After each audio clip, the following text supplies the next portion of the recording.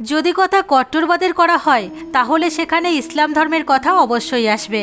হ্যাঁ বন্ধুরা, ইসলাম ধর্ম এমন একটি ধর্ম যার পুরো দুনিয়া বিরোধ করছে। এই পুরো পৃথিবী ইসলাম বিরোধী হয়ে যাচ্ছে। আপনারা আমাদের পেছনের ভিডিওতে দেখেছেন কিভাবে চীন, জাপান আর ইটালির মতন দেশ তাদের দেশ থেকে ধীরে ধীরে ইসলাম ধর্মকে সমাপ্ত করছে। ওখানের মসজিদ আর মাজার ভেঙে ফেলা হচ্ছে, ভেঙে সেখানে টয়লেট আর রেস্টুরেন্ট তৈরি করা হচ্ছে। আপনারা দেখেছেন চীন কিভাবে কোরআনকে জ্বালিয়েছে। আর এটি এই কথা দর্শায় যে এই দেশে ইসলামকে সদা সর্বদার জন্য সমাপ্ত করা হচ্ছে। কেবলমাত্র এতটুকুই নয়, দাড়ি রাখা আর কোরআন পড়ার ওপরেও সম্পূর্ণভাবে চীন নিষেধাজ্ঞা লাগিয়েছে। কোরআনের পাতা জ্বালানোর খবর তো আপনারা লাগাতার খবরে শুনেই থাকবেন। সুইডেন আর ডেনমার্কের মতন দেশের থেকেও কোরআন জ্বালানোর খবর সামনে আসতেই থাকে। কিন্তু এখন তো সমস্ত সীমা পেরিয়ে গেছে। পাকিস্তান আর বাংলাদেশের মতন কট্টর মুসলিম দেশ থেকেও কোরআন জ্বালানোর খবর আসছে। বন্ধুরা, যেখানেই কট্টরবাদের কথা হয়, ইসলাম মজহবের কথা হয়, এদের শান্তি মোটেও পছন্দ নয়। এরা মানুষদের সমস্যায় ফেলে খুশি হয়। আপনারা দেখে থাকবেন সেই সমস্ত খবর যেখান থেকেই আসুক না কেন, তা যদি কট্টরবাদের সাথে সম্পর্কিত হয় তাহলে কোথাও না কোথাও থেকে তার পেছনে ইসলামের হাত অবশ্যই হয়। আর এই জন্য এই পুরো দুনিয়া ইসলাম বিরোধী হয়ে যাচ্ছে।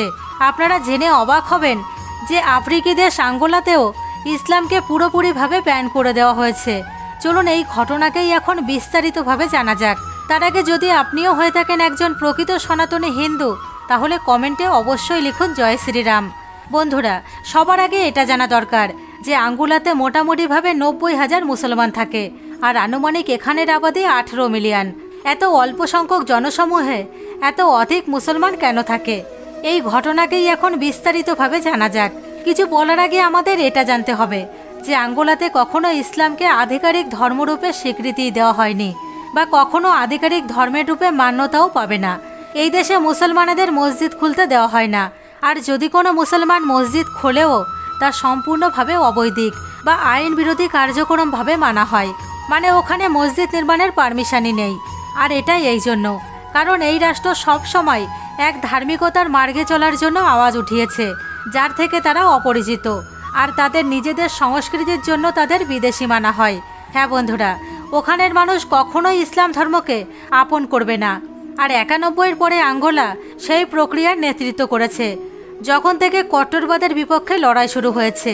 2004-এ সেই সমস্ত ব্যক্তিত্বকে আটক করা হয় আর নির্বাসন দেওয়া হয় যারা সাধারণভাবে আল কায়দার সাথে জড়িত ছিল।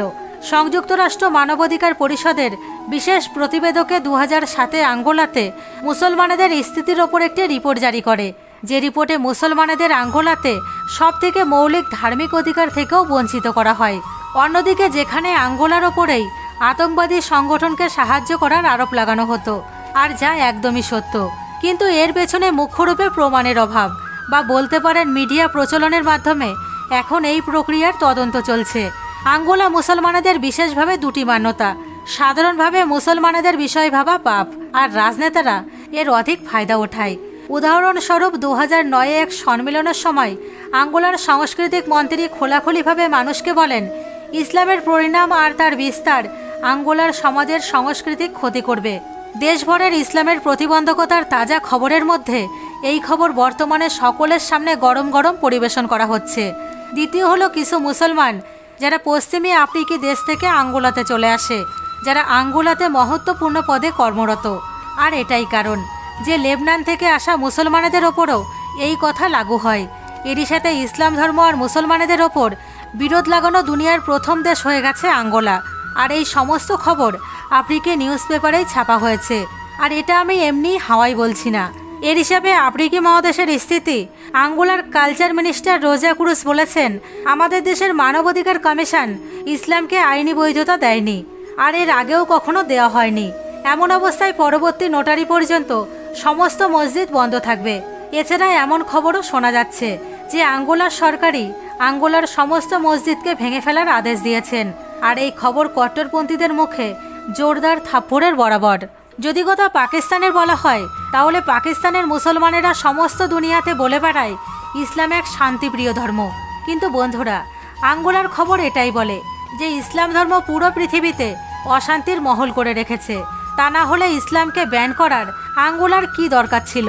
মন্ত্রী রোসার অনুসারে এই সিদ্ধান্ত দেশে অনেক অবৈধ কাজকর্মকে আটকানোর জন্য নেওয়া হয়েছে। মন্ত্রী এই বয়ান দেশের সংসদে দিয়েছেন।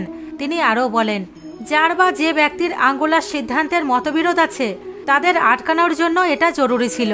ইসলাম ছাড়াও অনেক অন্য মত আর ধর্মের মযহাবের ওপরও ব্যান লাগানো হয়েছে। এই সম্পর্কে মন্ত্রী রোসা বলেন, আমরা যে যে সম্প্রদায়ের লিস্ট বের করেছি তাদের সবাইকে তাদের ধার্মিক পূজা অর্চনা, প্রার্থনা, দোয়া সমস্ত কিছুই বন্ধ করতে হবে যতক্ষণ পরবর্তী নোটারি রিপোর্ট বের না হয়। এর মানে তারা কুরআন পড়তে পারবে না, আর দাড়িও রাখতে পারবে না, নামাজও আদা করতে পারবে না। এই সিদ্ধান্তের সম্পর্কে আঙ্গোলার প্রেসিডেন্ট জোস আবুডোডো সন্তোষ বলেন, আমাদের দেশে ইসলামের অন্ত্যের শুরু হয়ে গেছে বন্ধুরা। আর এই কথা এটা স্পষ্ট হয়ে যায় যে আগত সময়ে পুরোপুরিভাবে আঙ্গোলাতে ইসলাম মযহাবকে বন্ধ করে দেওয়া হবে, মানে তারা তার উপরে সম্পূর্ণভাবে ব্যান লাগিয়ে দেবে। চীনেও আপনারা দেখেছেন কিভাবে মুসলমানদের কোরআন জ্বালিয়ে দেওয়া হচ্ছে, নামাজ পড়া বন্ধ করা হয়েছে, দাড়ি রাখা বন্ধ করা হয়েছে।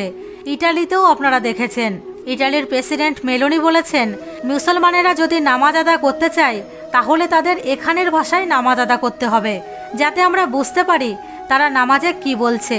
যদি কথা জাপানের বলা হয় তাহলে জাপানেও এক পর্যায়ে কিছুটা এমনই পরিস্থিতি। বন্ধুরা, আজকের ভিডিও আপনাদের কেমন লেগেছে? সাথে ভিডিও ভালো লাগলে অবশ্যই চ্যানেলটিকে সাবস্ক্রাইব করবেন। সাথে ভিডিও অনেক শেয়ার করে অন্য হিন্দু সনাতনী ভাই বোনেদেরও দেখার সুযোগ করে দেবেন। ধন্যবাদ।